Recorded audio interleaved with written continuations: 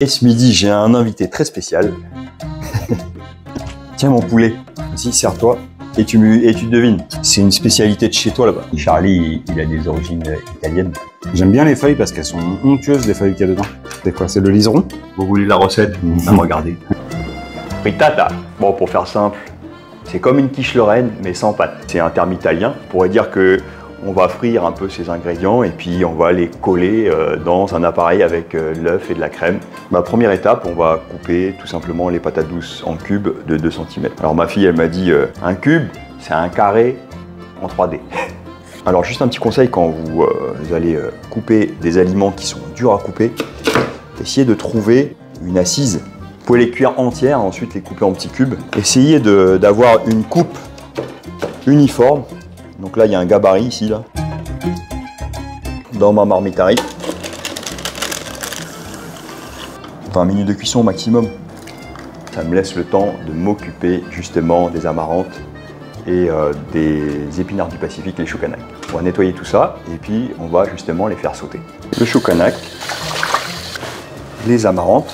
Là, je vais en préparer en grosse quantité et je vais congeler le surplus, comme les épinards. Regardez-moi les couleurs. Alors là, la salade, elle est un petit peu abîmée, donc je récupère les feuilles. Et voilà, ça part en cuisson. Ça là, okay, les bâtons de choukanac direct dans la terre et ça repousse. Alors, la raison pour laquelle je mélange le choukanac avec les feuilles d'amarante aussi, c'est pas innocent. Ça, c'est un peu gluant, ça, c'est un peu sec. C'est un petit peu herbacé aussi. Ben, les deux ensemble, en fait, ils vont bien s'accommoder, ils vont bien s'harmoniser. Si vous sentez que c'est un petit peu dur, ben, écoutez, ok. Et bien vous coupez encore plus fin. Là, j'en ai pour 400 francs. Alors ça va perdre en volume, justement, on va les cuire tout de suite. Dans une gamelle bien chaude, un faitout, je vais faire tomber mes feuilles.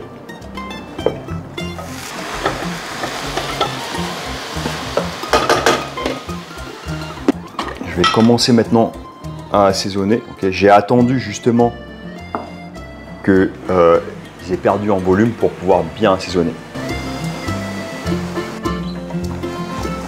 Encore un peu croquant, mais ça va finir à la cuisson du four. Si vous voulez mettre un peu de beurre dans vos épinards, voilà, la petite touche gourmande. Non mais sérieux, ces recettes, c'est aussi fait pour nous faire des économies. Et quand on sait bien travailler avec les ressources locales, et ben c'est moins cher. Maintenant, on fait la crème. La crème de la crème. On appelle ça des appareils à crème prise. Les œufs, le coco vert. Je vais peut-être rajouter un petit peu de bouillon de patates douces. Puis je vais assaisonner, c'est le poivre. Mettre quelques herbes aromatiques et puis notre coco fumé. Je vais commencer par sortir la pulpe de coco. Il y a le copain là, Allo Coco au marché là qui nous a préparé des cocos verts hier. Là. Ça nous a fait du bien. Quand vous faites votre petit marché municipal à Nouméa, passez le voir. Puis il fait une glace au coco là, terrible. Dangereux même. Donc voilà, il me restait ça. Rien ne se perd, tout se transforme. Mon petit bouillon de patates douces. On peut mettre de l'eau ou de l'eau de coco. Je vais mettre un petit peu de coriandre moulu. Mixer ça. Je vais chercher la consistance de la crème. Pas mal. Waouh. Là, je vais casser des œufs là-dedans. Allez, c'est reparti. Je mets un petit coup de mixeur. 2 poignées de fromage, le coco fumé, du poivre. Allez, je vais mettre un peu de basilic, de sauge. Oh là là, ça sent tellement bon. Goûtez ça. Franchement, c'est magnifique. Ça, c'est prêt.